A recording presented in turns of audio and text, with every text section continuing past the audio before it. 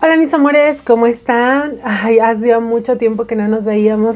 Yo soy Nayeli y estoy muy contenta de estar aquí otra vez. Ay no, les traigo una historia. La verdad, estoy como muy apenada porque no sé cómo empezar este video, si brincar como que directo al tema o explicar por qué me desaparecí, pero la razón básicamente es que tuve este canal secundario, tuve la suerte de que cuando ya lo empecé ya sabía algunas cosas, no digo que todo, sobre pues cómo acomodar los canales, los temas y así. Y mi canal principal, que ya tiene, vamos a cumplir 3 años, yo cuando lo empecé pues no sabía nada de cómo acomodar los videos, listas de reproducción y todo eso.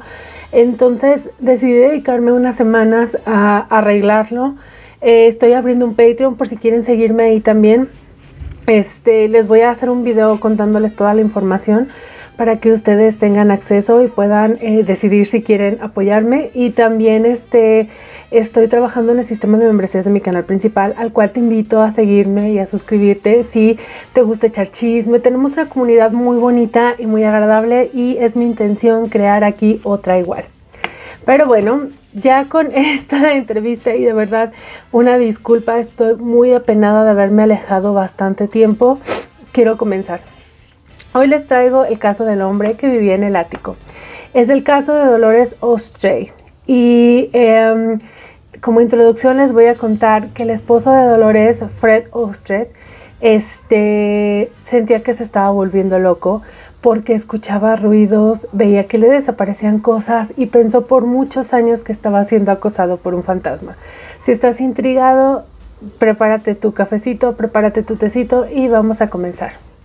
Bien, Dolores es una emigrante alemana que llegó a Estados Unidos, específicamente al área de Milwaukee, cuando aún era muy niña. Los padres de Dolores vinieron aquí esperando encontrar una mejor condición de vida, pero la verdad es que pues siguieron siendo clase trabajadora. Dolores anhelaba tener una vida pues con soltura económica, con ¿cómo decirlo? Pues sí, más liberada de gastos, más cómoda, pero a pesar del trabajo de sus papás no lo tenía. Así que a muy temprana edad Dolores decidió que tenía que ponerse a trabajar. Y entró a trabajar a la fábrica de Fred O'Stray, que fue un hombre que le dio trabajo a todos los, era también un inmigrante alemán, se encargaban de arreglar las máquinas Singer, y fue un hombre que le daba trabajo a los inmigrantes alemanes. Entonces Dolores era una mujer bella, con mucho carisma, que muy rápidamente se daba a conocer muy pronto. Entonces no pasó mucho tiempo antes de que Fred se diera cuenta de Dolores y se enamoraran y se casaran, por lo que por fin Dolores tendría esa vida acomodada que siempre deseó tener. Lo cual hasta ahí todo perfecto, pero esto no es como el final perfecto, el final feliz para Dolores, puesto que con el paso del tiempo Fred pues tenía muchísimo trabajo, se la pasaba mucho tiempo en la fábrica y cuando regresaba estaba tan cansado, con una carga mental tan pesada, que decidía ponerse borracho y tomar, lo cual creó en Dolores un abandono, una necesidad de compañía. Y pues esta mujer, sabiendo bien lo que quería de la vida, decidió que no iba a seguir así. Un día le dice a su esposo que su máquina de coser Singer estaba descompuesta y que si por favor le hacía el favor de mandar a algún técnico, a lo que su esposo Fred aceptó y mandó a Otto. Otto es un hombre que en aquel entonces tenía 18 años y era huérfano, así que no sabían exactamente qué día había nacido ni quiénes habían sido sus padres. Una persona bastante solitaria, delgado, que era como muy metódico, por así decirlo, y era justo la persona que Dolores quería que le enviaran. Ella ya se ha fijado en él de las veces que ha ido a la empresa, a la fábrica, y era el que esperaba. Cuando Otto entra a su casa, ella lo recibe nada más y nada menos que con una bata de satín de seda y unas medias largas. Y de esta forma Otto y Dolores iniciaron su romance, empezaron a ser amantes. Se les comenzó a hacer muy fácil el ir a hoteles, pero uy, ¿cómo se me va el nombre? El esposo de Dolores empezó a notar, Fred, empezó a notar que le faltaba el dinero y esto era como que una opción no viable, pues a la larga se iban a dar cuenta. Entonces Dolores decidió que Otto y ella se vieran en la casa, pero como los vecinos, ni tardes ni perezosos, siempre estaban al acecho, acabaron dándose cuenta que Otto iba muy seguido a la casa de Dolores. Entonces Dolores empezó a contarles primero que Otto era su amigo del alma y que estaba ahí solamente porque era su hermano, perdón, y que estaba solamente ahí pues de visita. Pero los vecinos no le creyeron y estos chismes llegaron a oídos de Fred. Por lo que Dolores acabó proponiéndole a Otto el siguiente plan. Le propuso que se fuera a vivir al ático de su casa, donde ella le iba a proporcionar una cama, un escritorio, una basinica, le iba a dar comida y ella se iba a encargar como de todos sus gastos, para que cuando su esposo se fuera a trabajar, Otto no tuviera que salir a ningún lado afuera, simplemente bajara y ya estuvieran juntos. Otto, que a este punto ya estaba enamorado de Dolores, perdidamente acabó aceptando. Aparte, su gran sueño era escribir Pulp Fiction, que viene siendo literatura chatarra, erótica, pero grotesca y así. Entonces, tengo como, es un grano, yo dije, ¿qué es lo que tengo aquí? Entonces aceptó sin chistar, porque para él fue como una oportunidad de realizar su sueño, que era escribir literatura mensa o chatarra, ¿no? Entonces, así, cuando Fred se fue, Dolores, ni tarde ni perezosa, acomodó el ático. Y lo que hacían era que de días Otto se dedicaba a hacerle el amor a Dolly, a ayudarle en los quehaceres de la casa y preparar ginebra casera, y de noche se dedicaba a leer y a escribir. Mediante Dolly, Dolly llevaba las historias a los periódicos y acabó teniendo unos pequeños ingresos que a él le bastaban para vivir, porque pues era como que con eso se daba por bien servido, ¿no? Pero Fred empezó a notar que se desaparecía la comida, los cigarros le faltaban. De repente en la noche escuchaba que a un hombre aclarándose la garganta, a pesar de que Otto ya había perfeccionado el arte de estar escondido. De hecho, en una ocasión regresó antes de lo planeado a la casa y vio por la ventana a Otto. Entonces, cuando Fred le comentaba a Dolly lo que había visto, lo que había escuchado, Dolores le decía que por qué no iba a un psicólogo, porque convenientemente ella no había escuchado nada. Y esta es una táctica muy común, hacer creer que la pareja está lo que se llama gaslighting, y es algo muy común de los psicópatas, por cierto. Entonces Fred acabó haciéndole caso, yendo al psicólogo, y cuando el psicólogo le dijo que no tenía nada, Fred se convencía más y más de que su casa estaba embrujada y que estaba pagando algún tipo de maldición. Con el tiempo, pasaron así ciertos años, y con el tiempo un día llegó Fred y sorprendió a Dolly diciéndole que quería mudarse a Los Ángeles por dos razones. Una, que el negocio crecía y crecía, y sus negocios, sus tratos con sus clientes le pedían más estar en aquella ciudad. Y dos, porque estaba harto de esa casa que lo estaba volviendo loco. Dolores aceptó, pero le pidió solamente una condición: que la casa que tuvieran en Los Ángeles tuviera un ático. Lo que hizo para trasladar a Otto fue que lo mandó a él primero para que él se pudiera instalar en su cama, con su cama y sus cosas arriba en el ático, y cuando ellos llegaran a mudarse, pues ellos se dedicaran a las plantas de abajo y ya. No sé hasta este punto porque Fred nunca fue a revisar el ático o qué onda, pero sí sé que la sorpresa que le llegó a Otto fue muy grande cuando se dio cuenta que los fenómenos paranormales de Milwaukee lo habían seguido hasta Los Ángeles.